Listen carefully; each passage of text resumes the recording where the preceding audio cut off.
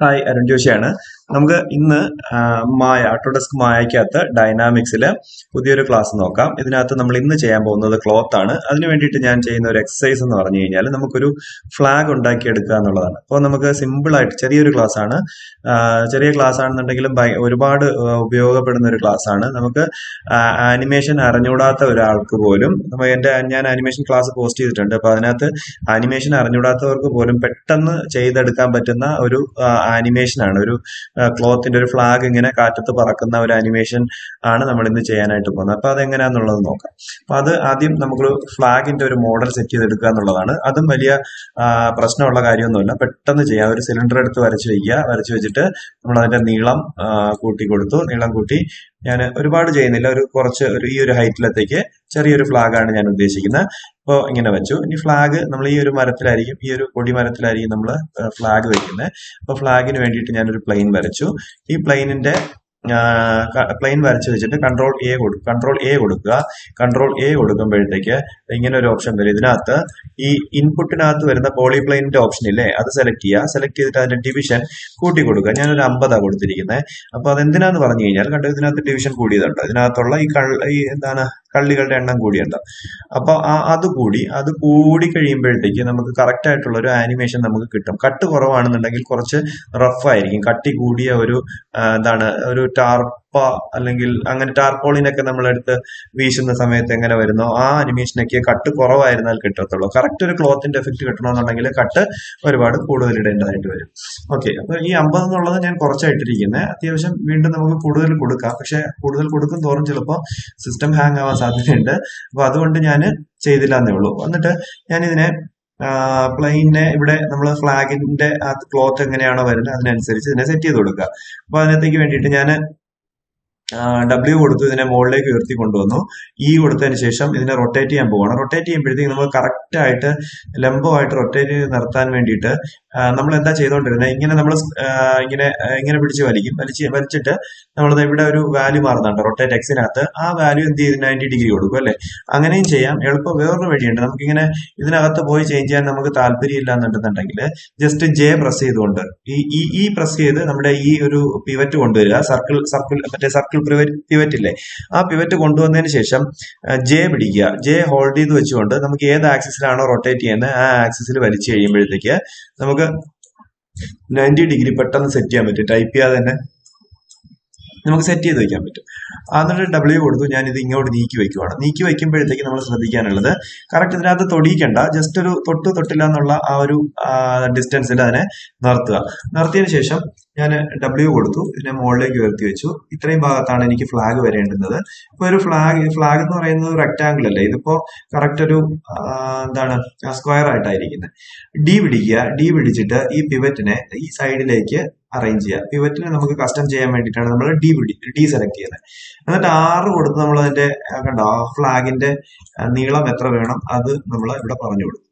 Okay, ആ ഒരു size set ചെയ്ത് കൊടുത്തിട്ട് നമുക്ക് ഇനി ഈ ഫ്ലാഗിനെ ടെക്സ്ചർ ചെയ്യണമെന്നുണ്ടെങ്കിൽ, കളർ ചെയ്യണമെന്നുണ്ടെങ്കിൽ നമുക്ക് അതിന് വേണ്ടിയിട്ട് എന്താ ചെയ്യേണ്ടതെന്ന് പറഞ്ഞു കഴിഞ്ഞാൽ ഇത് സെലക്ട് ചെയ്യുക. പ്ലെയിൻ അല്ലേ, ഇതൊരു പ്ലെയിൻ ആണ്. അപ്പൊ പ്ലെയിനെ അങ്ങനെ തന്നെ സെലക്ട് ചെയ്യുക. സെലക്ട് ചെയ്തതിന് ശേഷം റൈറ്റ് ക്ലിക്ക് കൊടുക്കുക, അസൈൻ ന്യൂ മെറ്റീരിയൽ കൊടുക്കുക. അതിനകത്തൊരു ലാംബർട്ട് കൊടുക്കുക. റിഫ്ലക്ഷൻ ഇല്ലാത്ത വസ്തുക്കൾക്ക് നമ്മൾ ലാംബർട്ട് കൊടുക്കുക. ഒരു സിൽക്ക് പോലത്തെ തുണിയൊക്കെ ആണെന്നുണ്ടെങ്കിൽ നമ്മൾ ബ്ലിൻ എന്ന് പറയുന്ന മെറ്റീരിയൽ ആയിരിക്കും കൊടുക്കുക. കാരണം റിഫ്ലക്ഷന്റെ പ്രോപ്പർട്ടി അതിനകത്ത് മാത്രമേ ഉള്ളൂ. ഈ ലാംബർട്ടിനകത്ത് റിഫ്ലക്ഷന്റെ പ്രോപ്പർട്ടി ഇല്ല.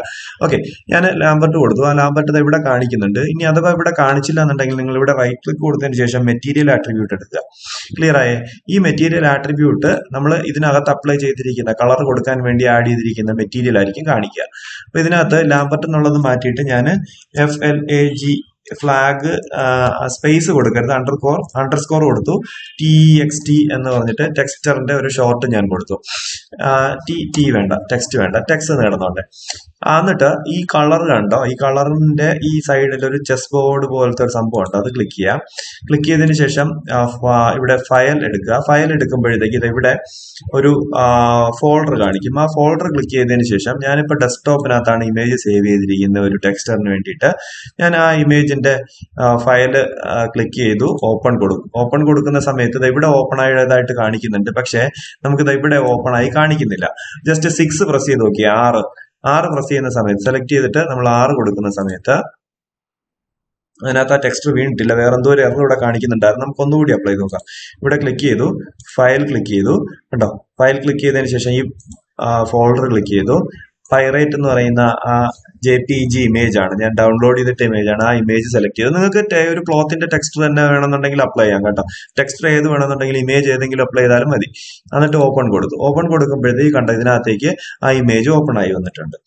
ഓക്കെ, ക്ലിയർ ആയേ? ഇനി ഈ ഇമേജ് നമ്മൾ ഇതിനകത്ത് ഓപ്പൺ ചെയ്യുന്ന സമയത്ത് ചിലപ്പോ ഇതിന്റെ വലിപ്പം വ്യത്യാസം ഉണ്ടെന്നുണ്ടെങ്കിൽ, ചിലപ്പോ എന്താണ് ഇത് ഭയങ്കരമായിട്ട് സ്കെയിൽ ചെയ്ത് പുറത്ത് നിൽക്കും, ഇതിന്റെ കണ്ണ് മാത്രമേ ഈ ഫ്ലാഗിന്റെ ഏരിയക്കകത്ത് കാണാൻ പറ്റത്തുള്ളൂ. അപ്പൊ അങ്ങനെയൊക്കെയാണ് വരുന്നതെങ്കിൽ നിങ്ങൾ ഇതിനെ മാപ്പ് ചെയ്യേണ്ടതായിട്ട് വരും. ഇപ്പൊ ഇത് കറക്റ്റ് ആയിട്ട് അപ്ലൈ ആയിരിക്കുന്നത്.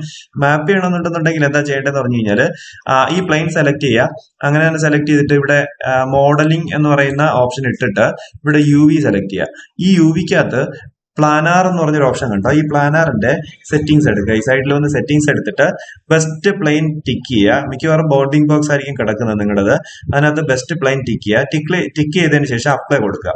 അപ്ലൈ കൊടുക്കുമ്പോൾ അത് ഇപ്പോഴാണ് ഇതിനകത്ത് ചരിഞ്ഞ് നിൽക്കുന്നത്. എനിക്ക് നേരത്തെ കറക്റ്റ് ആയിരുന്നു, ഇപ്പോഴാണ് ചരിഞ്ഞ് വന്നത്. പക്ഷെ നിങ്ങൾ അപ്ലൈ ചെയ്യുന്ന സമയത്ത് ഇങ്ങനെ ചരിഞ്ഞൊക്കെയാണ് വരുന്നതെങ്കിൽ ഈ നീഡിലിനകത്ത് ക്ലിക്ക് ചെയ്ത് ഈ ഒരു റൗണ്ട് കാണുന്നുണ്ടോ? ആ റൗണ്ടിൽ ക്ലിക്ക് ചെയ്യുക. റൗണ്ടിൽ ക്ലിക്ക് ചെയ്യുന്ന സമയത്ത് നമുക്ക് റൊട്ടേറ്റ് ചെയ്യാനുള്ള ആക്സിസ് ഓപ്പൺ ആവും. ജസ്റ്റ് അതെന്ത് ചെയ്യുക, നമ്മുടെ ആവശ്യാനുസരണം റൊട്ടേറ്റ് ചെയ്യുക. ഇവിടെ റൊട്ടേറ്റ് ചെയ്യുന്ന സമയത്ത് ഇവിടെ നോക്കിക്കോളൂ, ഇവിടെ ഒരു വാല്യൂ 0 പോവാണ്. അപ്പൊ ഞാനത് 0 എന്ന് പറഞ്ഞ് എൻ്റർ ചെയ്തു. എന്നിട്ട് വീണ്ടും ഈ നീഡിലിനകത്ത് ക്ലിക്ക് ചെയ്യുമ്പോഴത്തേക്ക് സ്കെയിൽ ചെയ്യാനുള്ള ഓപ്ഷൻ വീണ്ടും ഇതിനകത്ത് കിട്ടും. അപ്പൊ നമുക്ക് എങ്ങനെയാണോ തലയോട്ടിയുടെ ആ ഒരു ചിഹ്നം വേണ്ടത്, അതിനനുസരിച്ച് നമ്മൾ ഇതിനെ കണ്ടോ സ്കെയിൽ ചെയ്തു. സ്കെയിൽ ചെയ്തിട്ട് ആ സെലക്ഷൻ അങ്ങ് വിട്ടാൽ മതി. കണ്ടോ, കറക്റ്റ് ആയിട്ട് ഇതിനകത്ത് ഫിറ്റ് ആയിട്ട് കാണിക്കും. ഈ സൈഡിൽ നമുക്ക് കാണുന്നില്ല, എന്റെ ബാക്ക് സൈഡ് നമുക്ക് ഇപ്പൊ കാണുന്നില്ല. കാരണം ഇത് ഒരു പോളിഗൺ എടുത്ത് വരച്ച് കഴിയുമ്പോഴത്തേക്ക് അതിന്റെ ബാക്ക് സൈഡ് ബ്ലാക്ക് ആയിട്ടായിരിക്കും വരുന്നത്. അപ്പോ എന്ന് പറഞ്ഞു കഴിഞ്ഞാല് ഞാനിതിപ്പോ ഒരു ബോക്സ് വെച്ചു. ഈ ബോക്സ് ഞാൻ ഈ സൈഡ് ഡിലീറ്റ് ചെയ്ത് കാണിച്ചു തരാം. ബാക്ക് സൈഡില് ഇവിടെ ഡിലീറ്റ് ചെയ്ത് കഴിഞ്ഞ് കഴിഞ്ഞാൽ കണ്ടോ, ഇതിനകത്ത് ബ്ലാക്ക് ആയിട്ടായിരിക്കും വരുന്നത്. പക്ഷെ അത് കാര്യമാക്കണ്ട, നമ്മൾ ലൈറ്റ് ചെയ്യുന്ന സമയത്ത് അത് ക്ലിയർ ആയിട്ട് കാണാൻ പറ്റും. അപ്പൊ ഇപ്പൊ തൽക്കാലത്തേക്ക് നമുക്ക് എന്ത് ചെയ്യണ്ട, നമുക്ക് ബാക്കിൽ പോയി നോക്കണ്ട, ഇത് മാത്രം നോക്കിയാൽ മതി. ഇവിടെ ബാക്കിയെല്ലാം സെറ്റ് ചെയ്ത് വെച്ചിട്ടുണ്ട്. ഇനി എന്താ വേണ്ടതെന്ന് പറഞ്ഞു കഴിഞ്ഞാല്,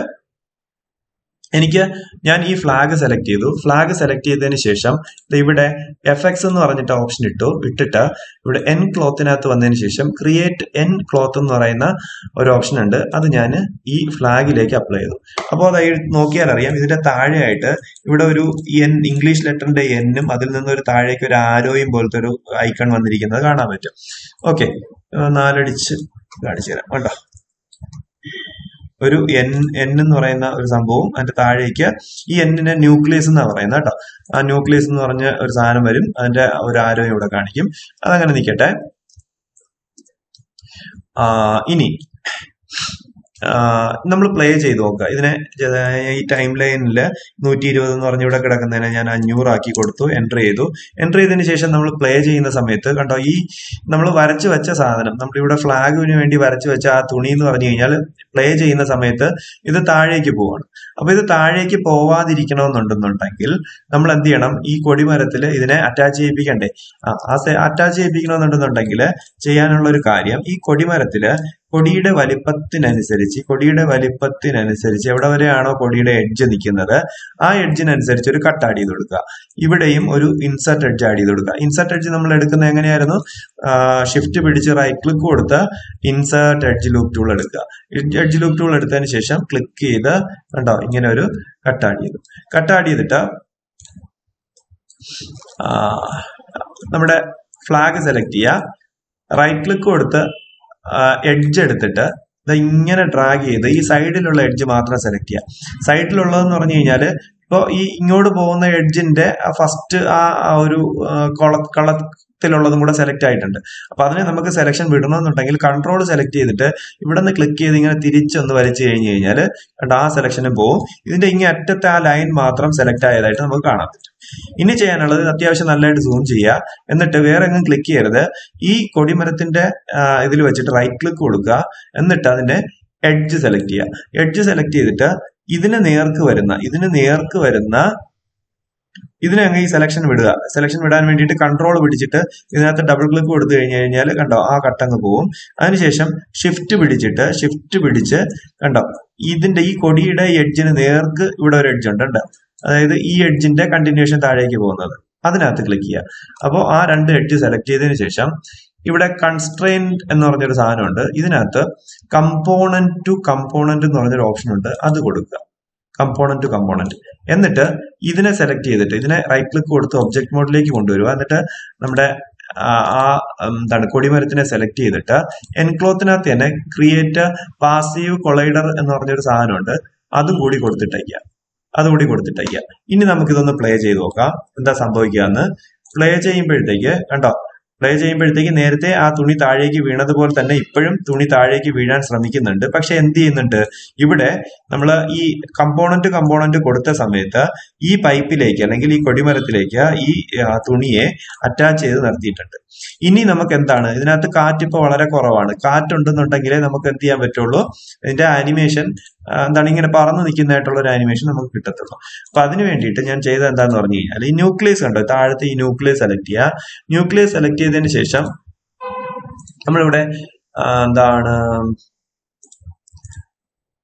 ഈ ന്യൂക്ലിയസ് 1 എന്ന് പറയുന്ന ആ ഓപ്ഷൻ സെലക്ട് ചെയ്യുക. സെലക്ട് ചെയ്തിട്ട് നമ്മൾ ഇതൊന്ന് പ്ലേ ചെയ്തിടുക. പ്ലേ ചെയ്തിട്ടതിന് ശേഷം കണ്ടോ, ഇവിടെ എയർ ഡെൻസിറ്റി എന്ന് പറഞ്ഞ് കാണിക്കുന്നുണ്ടോ, ഗ്രാവിറ്റി, വിൻഡ് സ്പീഡ് അങ്ങനെ കാണിക്കുന്നുണ്ട്. ഈ വിൻഡ് സ്പീഡിനകത്ത് 0 കിടക്കുന്നത് കണ്ടോ. അപ്പൊ ഈ 0 എന്നുള്ളത് ഞാൻ കുറച്ചൊന്ന് കൂട്ടി കൊടുക്കും. ആ കൂട്ടുന്നതിനനുസരിച്ച് കണ്ടോ അവിടെ ആ ഫ്ലാഗ് ഫ്രണ്ടിലേക്ക് വരുന്നുണ്ടോ, പറക്കുന്നുണ്ടോ കണ്ടോ. കറക്റ്റ് ആ തുണിയുടെ അതേ കണ്ട മടക്ക്, ഞൊറി, ഓളം ഒക്കെ കറക്റ്റ് ആയിട്ട് കിട്ടുന്നുണ്ട് കണ്ടോ.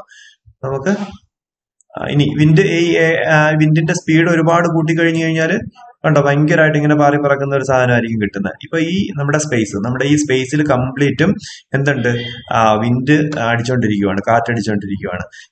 നമ്മൾ ഈ വിൻഡിന്റെ സ്പീഡ് കുറച്ചിട്ട് ഒരു ആവറേജ് സ്പീഡൊക്കെ സെറ്റ് ചെയ്തിട്ട്, അപ്പൊ നമുക്ക് നോക്കാം. ഒരു ആവറേജ് സ്പീഡ് സെറ്റ് ചെയ്തിട്ട് ഇത് ഓക്കെ അല്ലേ, അത്യാവശ്യം നല്ലൊരു മൂവ്മെന്റ് ആ കിട്ടണേ. ഈ എയർ ഡെൻസിറ്റി ഒന്ന് കൂട്ടി നോക്കിയേ. എയർ ഡെൻസിറ്റി കൂട്ടുമ്പോഴത്തേക്ക് എന്താണ് ആ പേര് പറയുന്നത് പോലെ തന്നെ അതിന്റെ മൊത്തത്തിലുള്ള എയറിന്റെ, ഈ എൻവയോൺമെന്റിലുള്ള എയറിന്റെ ഡെൻസിറ്റി കുറച്ചൊന്ന് കൂട്ടുമ്പോഴത്തേക്ക് ഭയങ്കരമായിട്ട് ആ പൊടിയെ, ആ ക്ലോത്തിനെ എൻവയോൺമെന്റിൽ പിടിച്ചു നിർത്തും. ഒരുപാട് എയർ ഉണ്ട്, ഡെൻസിറ്റി കൂടുതലാണ് എയറിന്റെ, അപ്പം പിടിച്ചു നിർത്തും. അപ്പൊ നമുക്ക് വിൻഡ് സ്പീഡ് കുറഞ്ഞിരുന്നാലും വലിയ കുഴപ്പമില്ല. കുറച്ച് വിൻഡ് സ്പീഡ് കുറച്ചിട്ട് എയർ ഡെൻസിറ്റി കുറച്ച് കയറ്റി കൊടുക്കും. നോർമൽ ഉള്ളതിനേക്കാളും കുറച്ചുകൂടി കയറ്റി കൊടുക്കുന്നതായിരിക്കും നല്ലത്. ഓക്കെ, അപ്പോൾ നമുക്ക് കറക്റ്റ് ആയിട്ടുള്ളൊരു ഫ്ലാഗിന്റെ ഒരു മൂവ്മെന്റ് നമുക്ക് കിട്ടുന്നുണ്ട്. പിടിയിട്ടില്ല. അപ്പൊ നമുക്ക് ഇതുപോലത്തെ ക്ലോത്തിന്റെ കുറെ കാര്യങ്ങൾ നമുക്ക് ഇതിനകത്ത് ചെയ്തെടുക്കാം. ഇപ്പൊ നമുക്ക് ഒരു സ്റ്റില്ല് ഒരു മോഡലാണ് ചെയ്യുന്നതെന്ന് വെച്ചാൽ, ഒരു ബിൽഡിംഗ് നമ്മൾ മോഡൽ ചെയ്ത് വെച്ചതിന് ശേഷം അതിന്റെ മുകളിൽ ഒരു ഫ്ലാഗ് പറക്കുന്നത് പോലത്തെ ഒരു സംഭവം വേണമെന്നുണ്ടെങ്കിൽ നമ്മൾ എന്ത് ചെയ്യും, പ്ലെയിൻ വരച്ച് വെച്ചതിന് ശേഷം അതിനകത്തുള്ള വെർട്ടെക്സ്, എഡ്ജ് ഒക്കെ പിടിച്ച് നമ്മൾ അതിനെ മോഡൽ ചെയ്യാൻ വേണ്ടിയിട്ട് അഡ്ജസ്റ്റ് ചെയ്തുകൊണ്ടിരിക്കണ്ടേ. അപ്പൊ ആ ഒരു ബുദ്ധിമുട്ടിൽ നിന്ന് ഒഴിവായി നമുക്ക് പറക്കുന്ന ഒരു ഫ്ലാഗിന്റെ സ്റ്റില്ല് പോലത്തെ ഒരു ഒബ്ജക്റ്റ് വേണമെന്നുണ്ടെങ്കിൽ ഇത് ചെയ്തതിന് ശേഷം ഇതിന്റെ കോപ്പി എടുത്താലും മതി. ഞാൻ ഇതിനെ സെലക്ട് ചെയ്തു, കൺട്രോൾ D കൊടുത്തു, കോപ്പി എടുത്ത് ഞാൻ മാറ്റി വെച്ച് കഴിഞ്ഞാൽ കണ്ടോ കറക്റ്റ് ഈ ഷേപ്പ് കണ്ടോ, നമ്മുടെ ആ പ്ലെയിന് ഒടിഞ്ഞ് കറക്റ്റ് ഞൊറിയൊക്കെ വീണ് കണ്ടോ പറക്കുന്നതായിട്ടുള്ള ഒരു സ്റ്റില്ല് കിട്ടും.